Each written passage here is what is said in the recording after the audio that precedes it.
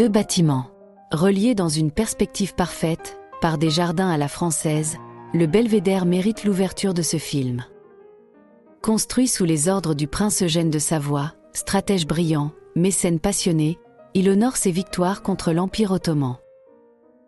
C'est aussi le lieu où l'histoire bascule en 1955 lors de la signature du traité qui met fin à l'occupation d'après-guerre. L'Autriche retrouvant alors son indépendance. Il expose l'une des icônes de la peinture mondialement reconnue. C'est dans ce décor que le Belvédère abrite de nombreux peintres.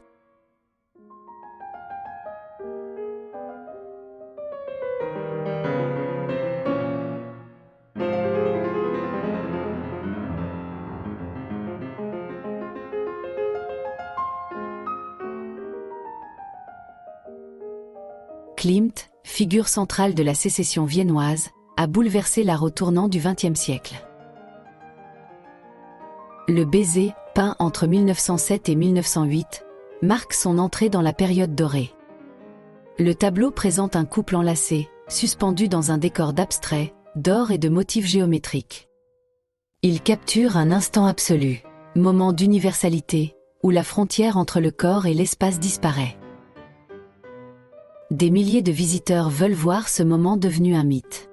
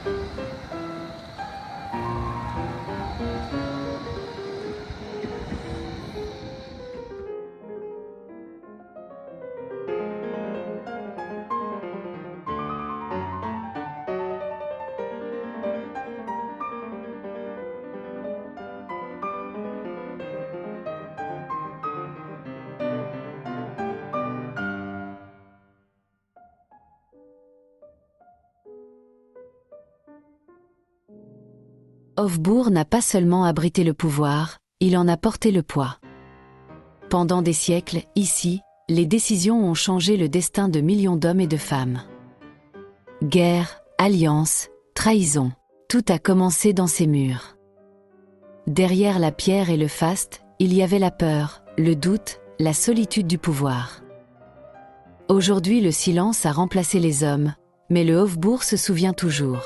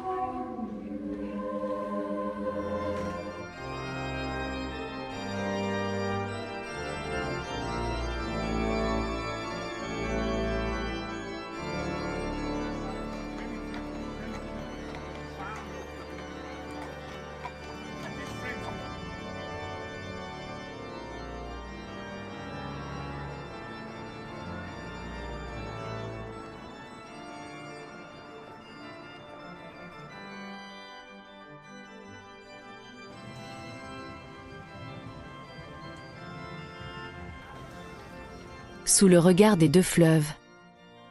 La foule respectueuse de l'empereur François-Joseph pouvait redouter ce qui s'écrivait sur cette table et de ses décisions fêtées sur cette autre table.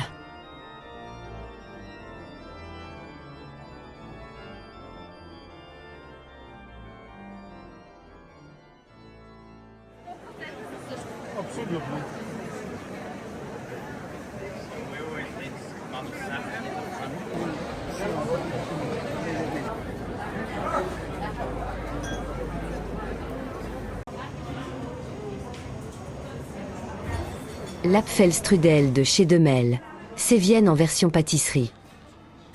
Pâte ultra fine et tirée à la main. Pommes acidulées juste fondantes. Cannelle discrète, raisin, parfois une touche de chapelure beurrée pour l'équilibre. Rien de tapageur, tout est précision, légèreté, élégance impériale. Chez Demel, on ne mange pas un dessert, on goûte un héritage de la cour des Habsbourg, servi avec retenue et beaucoup de beurre.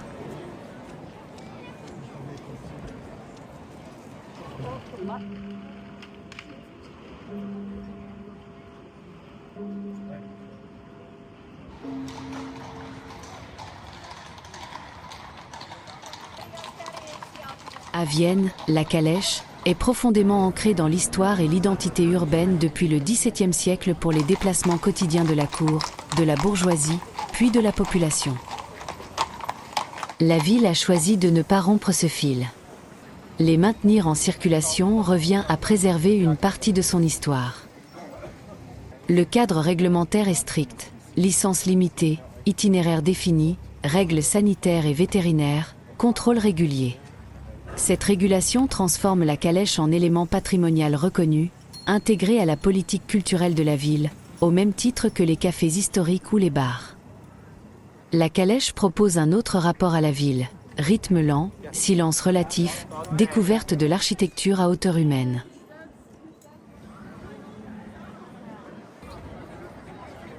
Structure gothique d'une précision remarquable, où chaque ligne conduit le regard vers la flèche. Réseau de pierres, d'arcs et de proportions maîtrisées, elle domine la ville. Verticalité gothique, repère visuel et spirituel depuis des siècles.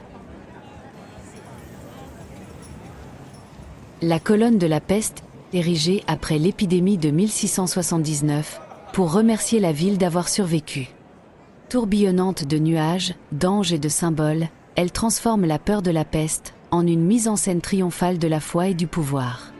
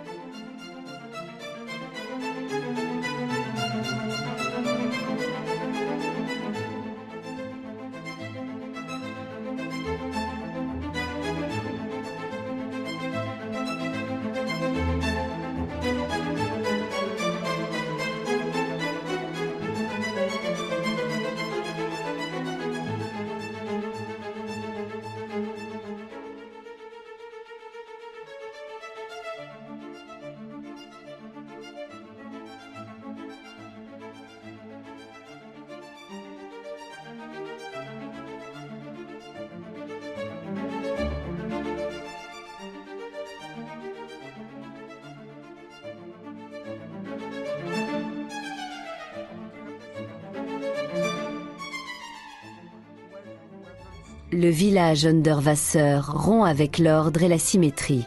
Couleurs vives, lignes ondulantes, fenêtres toutes différentes. Chaque façade affirme sa liberté. Imaginé par Friedensreich Underwasser, le lieu défend une architecture humaine, organique, en dialogue avec la nature. Ici, l'art quitte le musée pour habiter la ville et transformer le quotidien.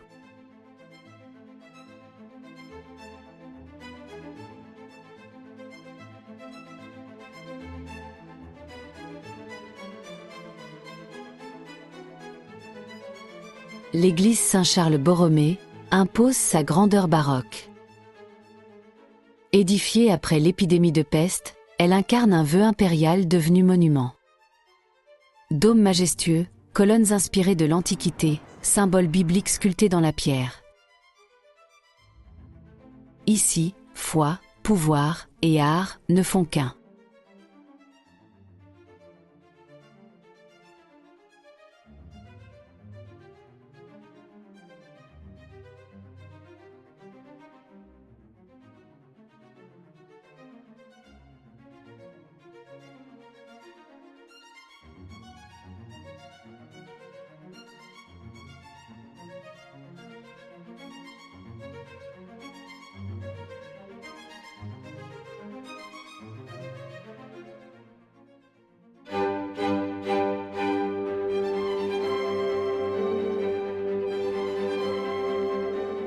Schönbrunn, ancienne résidence d'été des Habsbourg, incarne la puissance impériale autrichienne.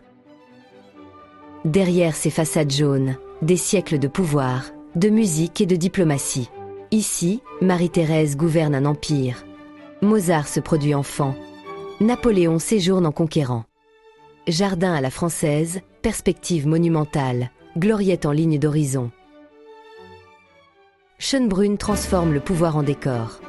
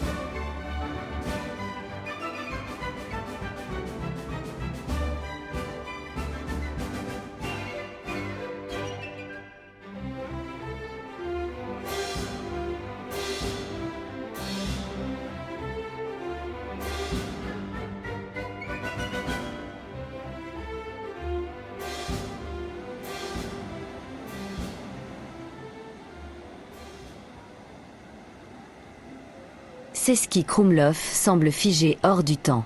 Lové dans un méandre de la Vltava, la ville déroule ruelles médiévales, toits rouges et façades Renaissance. Dominant l'ensemble, le château raconte les grandes familles de Bohême et l'influence des Habsbourg.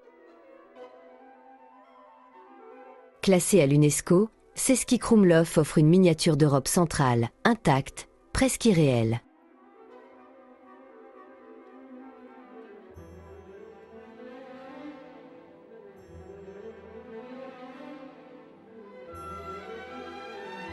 Accroché à la roche, le château de Český Krumlov domine la ville comme une forteresse, suspendu entre pierres brutes et paysages d'automne.